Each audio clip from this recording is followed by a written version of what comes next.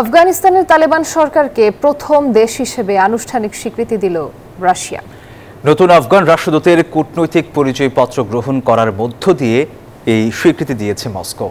এমন সিদ্ধান্তকে স্বাগত জানিয়েছে চীন।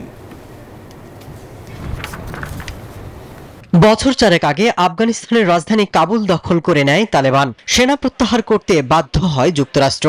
অনেক আফগানও তখন প্রাণ ভয়ে দেশ ছাড়েন।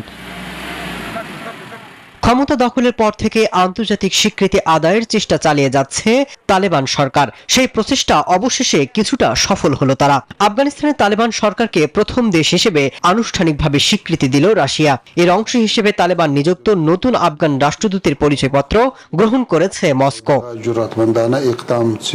রাশিয়ার পররাষ্ট্র মন্ত্রণালয় জানিয়েছে, ইসলামিক প্রজাতন্ত্র আফগানিস্তান সরকারের আনুষ্ঠানিক স্বীকৃতি দুদেশের মধ্যে বিভিন্ন ক্ষেত্রে ফলপ্রসূ দ্বিপক্ষীয় সহযোগিতা গড়ে তুলবে। প্রথম দেশ হিসেবে রাশিয়ার এই স্বীকৃতিকে স্বাগত জানিয়েছে চীন।